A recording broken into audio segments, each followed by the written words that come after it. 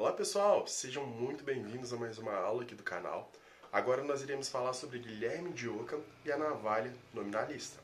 Dados biográficos deste autor, nós podemos compreender que ele foi frade franciscano, bacharel e mestre, que significa ser doutor nas artes liberais e teologia em Oxford, tá certo? Então ele é mestre porque ele teve essa formação que vai englobar ali o trivium e o quadrivium e a teologia, propriamente dita como a mais importante desse período. Ele então também é presbítero e professor, escreve obras filosóficas barra teológicas. Ele vai se envolver em diversas polêmicas aqui ao longo da sua vida, vai passar por vários países, como França, e vai findar a sua vida ali na Alemanha. Essas heresias nós veremos que estão diretamente vinculadas ao seu pensamento. Ele fará a sua defesa do que pensa, mas os trâmites da história vai construindo seus julgamentos acerca das suas obras. Não vamos tratar especificamente aqui sobre como que se desenvolveu essas críticas diretamente, mas vamos focar no pensamento do autor, o que ele traz aqui para que a gente possa refletir sobre as grandes questões da humanidade. São 4 tópicos os mais importantes no pensamento de Guilherme de Ockham. O primeiro dele vai falar da navalha, que também é conhecido como o princípio da parcimônia ou da economia.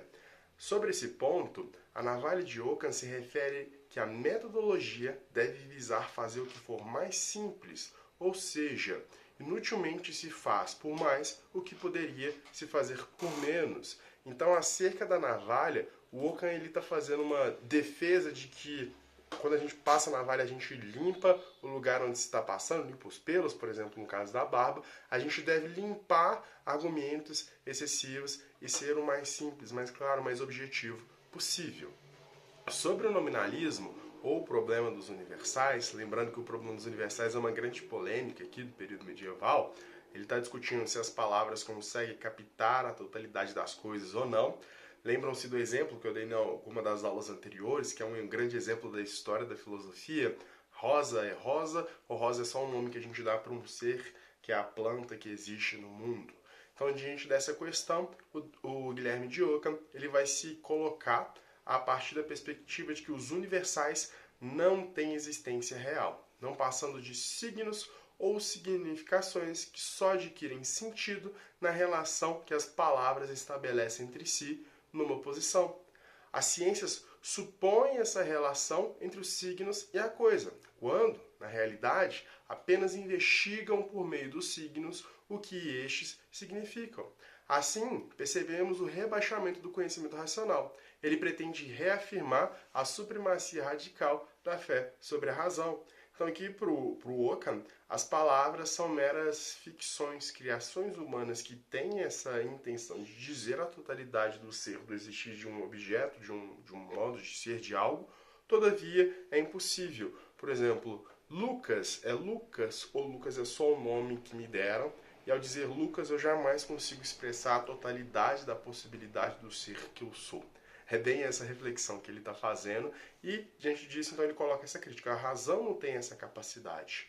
Logo, razão e fé novamente andarão separadas. Uma vai lidar com esse âmbito da crença, a outra da possibilidade do conhecimento, mas um conhecimento bem limitado, como nós observamos a defesa que ele faz. Então, diante disso, o outro tópico interessante aqui no Ockham vai ser a separação entre fé e a teologia propriamente dita e a razão, filosofia. Por que vai haver essa separação então? Porque os princípios da fé não podem ser demonstrados pela razão.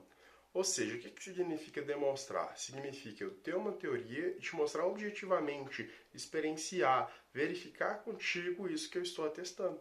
Mas é impossível fazer isso se tratando da fé. Então a fé está no âmbito da crença e a razão naquilo que se pode demonstrar. Assim, esses dois campos do conhecimento estarão separados. Além disso, o Ockham então ele vai destacar aqui como que vai ficar a relação entre igreja e Estado.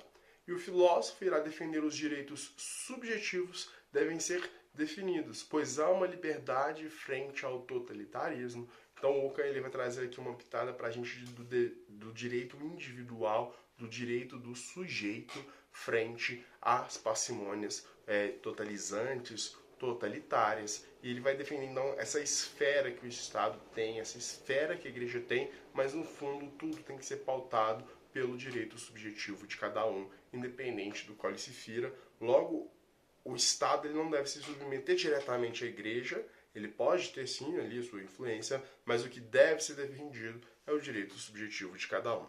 O pensamento do Ockham ele vai trazer sérias consequências. Inicialmente, então, a separação radical entre a fé e a razão é algo que vai marcar bastante esse período. Assim libertam-se das condições de serva da teologia. Então, lembra que lá no Tomás de Aquino, por exemplo, a filosofia é serva da teologia porque ela leva o conhecimento, a reflexão humana até um limite. Desse limite que a gente chega até Deus, é a fé que guia os nossos caminhos.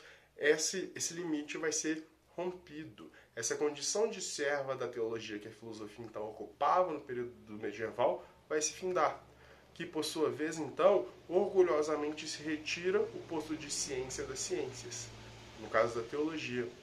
A escolástica e o pensamento medieval parecem chegar no seu limite. A razão, com suas debilidades, volta novamente a caminhar por sua conta, risco, por seu próprio método. Então aqui a gente tem uma ruptura entre filosofia e teologia. A teologia vai partir da fé e assim criar os seus ensinamentos, e a filosofia sempre do que é racional, experienciável, demonstrável. Consequentemente, vocês já devem estar pensando, a gente está encaminhando para o quê? Para o surgimento da ciência. Pessoal, então em linhas gerais, o Guilherme de Ockham ele escreve muita coisa. Eu vou deixar aqui abaixo o resumo e as referências bibliográficas de onde eu tirei isso tudo e também das principais obras do autor. Ele escreve muito, muito mesmo. Eu só li trechos, então isso que eu estou explicando aqui para vocês é um pouco do que eu tive na faculdade e do que eu li nos grandes manuais de filosofia e fragmentos da sua obra. E o que se destaca mesmo é essa questão do nominalismo. A palavra não consegue abarcar a totalidade das coisas, são ficções mentais que criamos e por isso estamos limitados, e essa ruptura entre razão e fé que marca este período. Na sua visão, você concorda ou não concorda com Duns Scotus, tentando fazer o pensar já pensado pensando? As palavras não conseguem dizer a possibilidade da totalidade das coisas. E além disso, fé e razão dão lado a lado, cada uma tem o seu tempo e a gente tem que separar e suportar esses limites. Essas são as questões que ficam perenes para a nossa reflexão. Espero que tenha ficado compreensível. Dúvidas, críticas e comentários deixe aqui. Seguimos juntos nessa caminhada de refletir para além de nós mesmos. Obrigado, seguimos juntos na reflexão.